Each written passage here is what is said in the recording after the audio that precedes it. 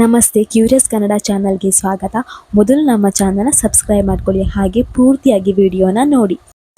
ಇನ್ನು ಪೂಜನಿಗೆ ಶಾಕ್ ಆಗುತ್ತೆ ಸುನಂದ ಹೇಳಿದ್ದನ್ನು ಕೇಳಿ. ಸುನಂದಕ್ಕೆ ಪೂಜಾ ಕಾಲ್ ಮಾಡ್ತಾಳೆ. ಕಾಲ್ ಮಾಡಿ ಕೇಳ್ತಾಳೆ, ಅಲ್ಲ ಅಮ್ಮ, ನಂಗೊಂದು ವಿಷಯ ಹೇಳಿ, ನೀನು ಮನೇಲಿ ಏನಾಗ್ತಿದೆ, ಏನಾದ್ರು ನಡೀತಾ ಇದೆ ಮನೇಲಿ, ಮೊದಲು ನಂಗೆ ಅದನ್ನು ಹೇಳು ಅಂತ ಹೇಳ್ತಾಳೆ. ಆಗ ಸುನಂದ ಹೇಳ್ತಾಳೆ, ಏನು ನಡಿಬೇಕು ಒಂದು ಅರ್ಥ ಆಗ್ತಿಲ್ಲ, ಏನೇನೋ ನಡೀತಾ ಇದೆ ಅಂತ ಹೇಳ್ತಾಳೆ. ಆಗ ಪೂಜಾ ಹೇಳ್ತಾಳೆ, ಅಮ್ಮ ಏನಾಗ್ತಿದೆ ಕರೆಕ್ಟಾಗಿ ಹೇಳು ಅಮ್ಮ, ಅದಕ್ಕಿಂತ ಮುಂಚೆ ಹೇಳು, ಆದಿಭಾವ ಏನಾದರೂ ಅಲ್ಲಿಗೆ ಬಂದಿದ್ರಾ ಅಥವಾ ಏನಾದರೂ ನಿಂಗೆ ಕಾಲ್ ಮಾಡಿದ್ರಾ ಅಂತ ಹೇಳು ಅಂತ ಹೇಳ್ತಾಳೆ. ಆಗ ಸುನಂದ ಹೇಳ್ತಾಳೆ, ಆದಿ ಇಲ್ಲಿಗೆ ಬರೋದಾ, ಅವನು 1 ವಾರದಿಂದ ಇಲ್ಲೇ ಇದ್ದಾನೆ ಅಂತ ಹೇಳ್ತಾಳೆ. ಆಗ ಪೂಜಂಗೆ ತುಂಬಾ ಶಾಕ್ ಆಗುತ್ತೆ. ಅಮ್ಮ, ನೀನು ಏನು ಹೇಳ್ತಿದ್ಯಾ, ಆದಿಭಾವ ಬಿಸ್ನೆಸ್ ಟ್ರಿಪ್ಪಿಗೆ ಹೋಗಿದ್ದಾರೆ, ಹಾಗಿರುವಾಗ ಅವ್ರು ಅಲ್ಲಿದ್ದಾರಾ, ಏನಮ್ಮ ಕರೆಕ್ಟಾಗಿ ಏನಾಯ್ತು ಅಂತ ಹೇಳು ಅಂತ ಹೇಳ್ತಾಳೆ. ಆಗ ಸುನಂದ ಎಲ್ಲ ವಿಚಾರನೂ ಹೇಳ್ತಾಳೆ. 25 ಲಕ್ಷ ತಗೊಳ್ಳಿಕ್ಕೆ ಭಾಗ್ಯ ಬೇಡ ಅಂತ ಹೇಳಿದ್ದು, ಆನಂತರ ಭಾಗ್ಯ ಕಂಡೀಷನ್ ಹಾಕಿದ್ದು, ಆನಂತರ ಆದಿ ಅದಕ್ಕೆ ಮತ್ತೊಂದು ಸವಾಲು ಹಾಕಿದ್ದು, ಆ ಸವಾಲು ನಾನು ಮಾಡೇ ಮಾಡ್ತೇನೆ ಅಂತ ಹೇಳಿದ್ದು, ನಂತರ 1 ವಾರ ಅವ್ನು ಪಟ್ಟಿರೋ ಕಷ್ಟ, ಅವ್ನು ಅಡುಗೆ ಮಾಡಿದ್ದು, ಪ್ರತಿಯೊಂದು ಎಲ್ಲ ವಿಚಾರನ ಹೇಳ್ತಾಳೆ. ಅದನ್ನು ಕೇಳಿ ಪೂಜಂಗೆ ತುಂಬಾ ಶಾಕ್ ಆಗುತ್ತೆ. ಇನ್ನು ಸುನಂದ ಹೇಳ್ತಾಳೆ, ಇಷ್ಟೆಲ್ಲ ಆಯಿತು ಅಂತ ಹೇಳ್ತಾಳೆ. ಇನ್ನು ಪೂಜಾ ಯೋಚನೆ ಮಾಡ್ತಾ ಇರ್ತಾಳೆ, ಅಯ್ಯೋ ಏನಾಗ್ತಿದೆ ಇಲ್ಲಿ, ನಾನು ಏನು ಮಾಡಲಿ, ಏನಾದರೂ ಈ ವಿಷಯ ಮನೆಯವ್ರಿಗೆ ಗೊತ್ತಾದರೆ, ಮನೆಯವ್ರಿಗೆ ನಾನು ಅದನ್ನು ಹೇಳಲಾ, ಬೇಡ ಬೇಡ ಮನೆಯವ್ರಿಗೆ ಹೇಳಬಾರ್ದು, ಏನಾದರೂ ಹೇಳಿದರೆ ಏನಾಗ್ಬೋದು ಅಂತ ಹೇಳ್ಕೊಂಡು ತುಂಬಾ ಯೋಚನೆ ಮಾಡ್ತಾ ಇರ್ತಾಳೆ. ಇನ್ನು ಈ ಕಡೆ ತನ್ವಿ ಮತ್ತು ತಾಂಡವ್ ಮಾತಾಡ್ತಾ ಇರ್ತಾರೆ. ಇನ್ನು ತಾಂಡವ್ ಹೇಳ್ತಾನೆ, ಏನು ತನ್ವಿ ಆವಾಗದಿಂದ ಏನು ಅರ್ಜೆಂಟ್ ಮಾತಾಡ್ಬೇಕಂತ ಹೇಳ್ತಿದ್ಯಲ್ಲ, ಏನು ವಿಷಯ ಹೇಳು ಅಂತ ಹೇಳ್ತಾನೆ.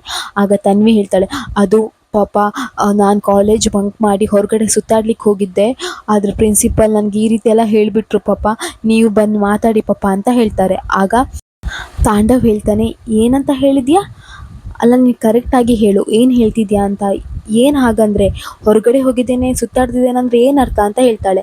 ಆಗ ತನ್ವಿ ಎಲ್ಲ ವಿಷಯನೂ ಹೇಳ್ತಾನೆ. ಆಗ ತಾಂಡವ್ ಹೇಳ್ತಾನೆ, ಏನು ನೀನು ಕ್ಲಾಸ್ ಬಂಕ್ ಮಾಡಿ ಹೊರಗಡೆ ತಿರ್ಗಾಡ್ಲಿಕ್ಕೆ ಹೋಗಿದ್ಯಾ, ನಿಂಗೆ ಎಷ್ಟು ಧೈರ್ಯ ಇದು ನನ್ನ ಹತ್ರ ಹೇಳಲಿಕ್ಕೆ, ನೀನು ಏನಂತ ಅಂದ್ಕೊಂಡಿದ್ಯಾ, ನಿನಗೆ ಪ್ರತಿ ವರ್ಷ ಕಾಲೇಜ್ ಫೀಸ್ ಕಟ್ಟೋದು ಹೊರಗಡೆ ಸುತ್ತಾಡ್ಲಿಕ್ಕೆ ಅಂತ ಹೇಳಿಯಾ, ನಿನಗೆ ಹಾಗೆ ಸುತ್ತಾಡಬೇಕಂತಿದ್ರೆ ಸಂಡೇ ಇತ್ತಲ್ವ, ಸಂಡೇ ಸುತ್ತಾಡಬೇಕಿತ್ತು, ಅದನ್ನು ಬಿಟ್ಟು ಇವಾಗ ಸುತ್ತಾಡ್ತಿದ್ಯಾ, ಅದು ಕ್ಲಾಸ್ ಬಂಕ್ ಮಾಡಿ. ನೋಡ್ತನ್ವಿ, ಇಂಥ ವಿಚಾರದಲ್ಲ ನಾನು ನಿನಗೆ ಏನೂ ಹೆಲ್ಪ್ ಮಾಡಲ್ಲ, ಮೊದಲು ಇಲ್ಲಿಂದ ಹೋಗು ಅಂತ ಹೇಳಿ ತನ್ವಿಗೆ ಬಾಯಿಗೆ ಬಂದಾಗ ಬೈದು ಅಲ್ಲಿಂದ ತಾಂಡ ಹೋಗ್ತಾನೆ. ಇನ್ನು ಈ ಕಡೆ ಪೂಜೆ ಯೋಚನೆ ಮಾಡ್ತಾ ಇರ್ತಾಳೆ, ಅಲ್ಲ ನಾನು ಏನು ಮಾಡಲಿ, ಹೇಳಲ್ಲ ನನ್ನ ಮನೆಯವರಿಗೆ, ಹೌದು ಹೇಳ್ತೇನೆ, ಯಾಕಂತ ಹೇಳಿದರೆ ಇನ್ನೊಬ್ಬರಿಂದ ಈ ವಿಚಾರ ಗೊತ್ತಾದರೆ ನನಗೆ ಗೊತ್ತಿದ್ದು ನಾನು ಹೇಳಿಲ್ಲ ಅಂತ ಹೇಳ್ಕೊಂಡು ಮಾವ ತುಂಬಾ ಬೇಜಾರು ಮಾಡ್ಕೊಳ್ತಾರೆ, ಮನೆಯವರೆಲ್ಲರೂ ಇನ್ನೂ ತುಂಬ ಬೇಜಾರು ಮಾಡ್ಕೊಳ್ತಾರೆ. ಇಲ್ಲ, ನನಗೆ ವಿಷಯ ಗೊತ್ತಾಗಿದೆ, ನಾನು ಅದನ್ನು ಹೇಳಲೇಬೇಕು ಅಂತ ಹೇಳಿ ಪೂಜಾ ಹೇಳಿಕಂತ ಹೋಗ್ತಾಳೆ. ಇನ್ನು ಈ ಕಡೆ ಆದಿ ಹೇಳ್ತಾನೆ, ಆಯಿತು ಕುಸುಮ ಅವರೇ, ನಾನು ಇವತ್ತು ಬರ್ತೇನೆ, ಭಾಗ್ಯ ನಾನು ಇವತ್ತು ಬರ್ತೇನೆ ಅಂತ ಹೇಳ್ತಾಳೆ. ಆಗ ಕುಸುಮ ಹೇಳ್ತಾಳೆ, ಎಲ್ಲಿಗೆ ಹೋಗ್ತಿದ್ಯಾ ಅಂತ ಹೇಳ್ತಾಳೆ. ಆಯ್ತಲ್ವ, ಇವತ್ತಿಗೆ 7 ದಿನ ಚಾಲೆಂಜ್ ಮುಗೀತು, ನನಗೆ ತುಂಬಾ ಕೆಲಸ ಇದೆ, ನಾನು ಇವತ್ತು ಹೋಗಲೇಬೇಕು ಅಂತ ಹೇಳ್ತಾನೆ. ಆಗ ಕುಸುಮ ಹೇಳ್ತಾಳೆ, ಅಯ್ಯೋ ಫ್ರೆಂಡು, ಇವಾಗ ನೀನು ಎಲ್ಲಿಗೆ ಹೋಗೋದು ಬೇಡ, ಈ ರಾತ್ರಿಗೆ ಎಲ್ಲಿಗೆ ಹೋಗ್ತೀಯಾ ಬೇಡ, ನಾಳೆ ಬೆಳಿಗ್ಗೆನೇ ಹೋಗುವ ಅಂತ ಹೇಳ್ತಾಳೆ. ಆಗ ಆದಿ ಹೇಳ್ತಾನೆ, ಇಲ್ಲ ಫ್ರೆಂಡು, ನಾನು ಇವತ್ತು ಹೋಗಲೇಬೇಕು, ನನಗೆ ತುಂಬ ಅಪ್ರೂವಲ್ಸ್ ಎಲ್ಲ ಇದೆ, ತುಂಬ ಕೆಲಸ ಪೆಂಡಿಂಗ್ ಇದೆ, ಇವತ್ತು ನಾನು ಬೈ ಎನಿ ಕಾಸ್ಟ್ ನಾನು ಇವತ್ತು ಹೋಗಲೇಬೇಕು ಅಂತ ಹೇಳ್ತಾನೆ. ಅದಕ್ಕೆ ಭಾಗ್ಯ ಹೇಳ್ತಾರೆ, ಆಯಿತು ನೀವು ಇವತ್ತೇ ಹೋಗಿ ಅಂತ ಹೇಳ್ತಾರೆ. ಇನ್ನು ಆದಿ ಲಗೇಜ್ ಪ್ಯಾಕ್ ಮಾಡ್ಲಿಕ್ಕೆ ಅಂತ ಹೇಳಿ ಹೋಗ್ತಾನೆ. ಇನ್ನು ಈ ಕಡೆ ಪೂಜಾ ಬರ್ತಾಳೆ. ಪೂಜಾ ಬಂದು ಇನ್ನು ಅಲ್ಲಿ ಮಾವ ಮತ್ತು ಅತ್ತೆ ಕೂತ್ಕೊಂಡಿರ್ತಾರೆ. ಇನ್ನು ಮಾವ ಹೇಳ್ತಾರೆ, ಅಲ್ಲ ಆ ದೇವಸ್ಥಾನ ಏನು ತುಂಬ ಪವರ್ಫುಲ್ ಅಂತಲ್ಲ, ಅಲ್ಲಿ ಯಾರು ಹೋದರೂ ಮದುವೆ ಆಗುತ್ತೆ ಅಂತ ಹೇಳ್ತಾರಂತಲ್ಲ, ಯಾರಿಗೆಲ್ಲ ಮದುವೆ ಆಗಲಿಲ್ಲ ಅವರಲ್ಲಿ ಹೋದರೆ ಬೇಗ ಮದುವೆ ಆಗುತ್ತೆ ಅಂತ ಹೇಳ್ತಾರಂತಲ್ಲ, ಹೌದಾ ಅಂತ ಕೇಳ್ತಾರೆ.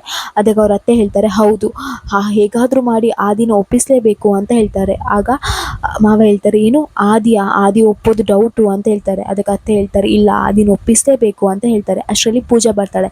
ಪೂಜಾ ಬಂದಾಗ ಮಾವ ಕೇಳ್ತಾರೆ, ಏನಾಯ್ತು ಪೂಜಾ, ಏನಾದರೂ ಹೇಳಬೇಕಿತ್ತಾ ಅಂತ ಕೇಳ್ತಾರೆ. ಏನಿಲ್ಲ ಮಾವ ಅಂತ ಹೇಳ್ತಾಳೆ. ಹೌದು, ನಿನ್ನ ಗಂಡ ಎಲ್ಲಿ ಕೇಳ್ತಾರೆ. ಅದಕ್ಕೆ ಕಿಶನ್ ಇಲ್ಲಿ ಜಿಮ್ಮಿಗೆ ಹೋಗಿದ್ದಾರೆ, ಬಂದರು ನೋಡಿ, ಬಂದ ಅಂತ ಹೇಳ್ತಾರೆ. ಆಗ ಕಿಶನ್ ಹತ್ರ ಮಾತಾಡ್ತಾ ಇರ್ತಾರೆ. ಇನ್ನು ಪೂಜಾ ಏನೋ ಹೇಳಬೇಕಂತ ಬರ್ತಾ ಇರ್ತಾಳೆ. ಅದನ್ನು ಮಾವ ನೋಡ್ತಾ ಇರ್ತಾರೆ. ಪೂಜಾ, ನೀನು ಏನೋ ಹೇಳಬೇಕಂತ ಬಂದಿದ್ಯಾ, ಏನಂತ ಹೇಳು, ಏನು ವಿಚಾರ, ನಂತರ ಯಾಕೆ ನಿಂಗೆ ಮುಜುಗರ, ಏನೇ ಇದ್ರೂ ಕರೆಕ್ಟಾಗಿ ಹೇಳು ಅಂತ ಹೇಳ್ತಾರೆ. ಅದಕ್ಕೆ ಪೂಜಾ ಹೇಳ್ತಾಳೆ, ಅದು ಮಾವ ಆದಿಭಾವನ ಬಗ್ಗೆ ಮಾತಾಡಬೇಕಿತ್ತು ಅಂತ ಹೇಳ್ತಾಳೆ. ಆಗ ಅತ್ತೆ ಹೇಳ್ತಾಳೆ, ಏನು ಆದಿ ಬಗ್ಗೆ ಮಾತಾಡೋದಾ, ಆದಿ ಬಗ್ಗೆ ಮಾತಾಡೋದು ನಿಂಗೇನಿರುತ್ತೆ ಅಂತ ಕೇಳ್ತಾಳೆ. ಅದು ಮಾವ, ನೀವು ಹೇಳ್ತಿದ್ರಲ್ಲ ಆದಿಭಾವ ಯಾವ ಬಿಸ್ನೆಸ್ ಮೀಟಿಂಗಿಗೂ ಹೋಗಲಿಲ್ಲ ಅಂತ ಹೇಳ್ತಾರೆ. ಆಗ ಮಾವ ಹೇಳ್ತಾರೆ, ಏನು ಆದಿ ಬಿಸ್ನೆಸ್ ಮೀಟಿಂಗಿಗೆ ಹೋಗಲಿಲ್ವಾ, ನಿಂಗೆ ಯಾರು ಹೇಳಿದ್ರು, ಇಲ್ಲ, ಆದಿ ಹೋಗಿರೋದು ಬಿಸ್ನೆಸ್ ಮೀಟಿಂಗ್ಗೆ, ಅವ್ರಿಗೆ 101 ಬಿಸ್ನೆಸ್ ಇರುತ್ತೆ, ಅದರಲ್ಲಿ ಒಂದು ಬಿಸ್ನೆಸ್ಸಿಗೆ ಯಾವುದೋ ಹೋಗಿದ್ದಾನೆ ಅವನು ಅಂತ ಹೇಳ್ತಾರೆ. ಆಗ ಪೂಜಾ ಹೇಳ್ತಾಳೆ, ಇಲ್ಲ ಮಾವ, ಅದು ಆದಿ ಬಾವ ಬಿಸ್ನೆಸ್ ಮೀಟಿಂಗಿಗೆ ಹೋಗಲಿಲ್ಲ. ಅವರು ಇಷ್ಟು ದಿನ ನಮ್ಮ ಮನೆ ಮೇಲೆ ಒಂದು ರೂಮ್ ಇದೆ ಟ್ಯಾರಿಸ್ ಮೇಲೆ, ಅಲ್ಲಿದ್ದರು, ಅಲ್ಲಿ ಇದ್ಕೊಂಡು ಮಿಡಲ್ ಕ್ಲಾಸ್ ಲೈಫ್ ಲೀಡ್ ಮಾಡ್ತಿದ್ರು ಅಂತ ಹೇಳ್ತಾಳೆ. ಆಗ ಶಾಕ್ ಆಗುತ್ತೆ ಮನೆಯವರಿಗೆಲ್ಲ. ಏನು ಹೇಳ್ತಿದ್ಯಾ ಪೂಜಾ, ಕರೆಕ್ಟಾಗಿ ಹೇಳು ಅಂತ ಹೇಳ್ತಾರೆ. ಆಗ ಪೂಜಾ ನಡೆದ ಎಲ್ಲ ವಿಚಾರನೂ ಹೇಳ್ತಾಳೆ. ಆದಿ ತಾಂಡವ ಹತ್ರ ಚಾಲೆಂಜ್ ಮಾಡಿದ್ದು ಪ್ರತಿ ಒಂದು ವಿಚಾರನೂ ಎಲ್ಲನೂ ಹೇಳ್ತಾರೆ. ಆಗ ಮನೆಯವರಿಗೆ ತುಂಬಾ ಶಾಕ್ ಆಗುತ್ತೆ. ಅವ್ರು ಕೇಳ್ತಾರೆ, ಏನು ಇಷ್ಟೆಲ್ಲ ಆಯಿತಾ, ಇದೆಲ್ಲ ನಮಗೆ ಆದಿ ಹೇಳಲೇ ಇಲ್ಲ ಅಲ್ವಾ, ಯಾಕೆ ಆದಿ ಈ ರೀತಿ ಮಾಡ್ದ ಅಂತ ಹೇಳ್ಕೊಂಡು ತುಂಬಾ ಬೇಜಾರು ಮಾಡ್ಕೊಳ್ತಾರೆ. ಇನ್ನು ತುಂಬಾ ಸಿಟ್ಟು ಬರುತ್ತೆ ಮನೆಯವ್ರಿಗೆ ಎಲ್ರಿಗೂ. ಅವ್ರಿಗೆ ತುಂಬಾ ಮನಸ್ಸಿಗೆ ಬೇಜಾರಾಗುತ್ತೆ. ಕಿಶನಿಗಂತೂ ತುಂಬಾ ಸಿಟ್ಟು ಬರುತ್ತೆ, ಆದಿಬ್ರು ಹೀಗೆ ಮಾಡಿದ್ರ ಅಂತ ಹೇಳಿ.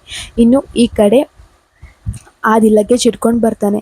ಬಂದಾಗ ಮನೆಯವರೆಲ್ಲರೂ ಹೇಳ್ತಾರೆ, ಆಯ್ತು ಅದು ಇವತ್ತು ನೀನು ಹೋಗ್ತಿದ್ಯಲ್ಲ, ನಿನಗೆ ನಿಜವಾಗ್ಲೂ ಮಿಡ್ಲ್ ಕ್ಲಾಸ್ ಲೈಫ್ ತುಂಬಾ ಕಷ್ಟ ಆಯ್ತಿರ್ಬೇಕಲ್ವಾ ಅಂತ ಹೇಳ್ತಾರೆ. ಆಗ ಆದಿ ಹೇಳ್ತಾನೆ, ಇಲ್ಲ, ನನಗಂತೂ ತುಂಬಾ ಇಷ್ಟ ಆಯಿತು, ಪ್ರತಿಯೊಂದು ಕ್ಷಣ ನಾನು ಅನುಭವಿಸಿದ್ದೇನೆ ಇಲ್ಲಿ ಅಂತ ಹೇಳ್ತಾರೆ. ಆ ಕೂಡಲೇ ಕನ್ನಿಕಾ ಬರ್ತಾಳೆ.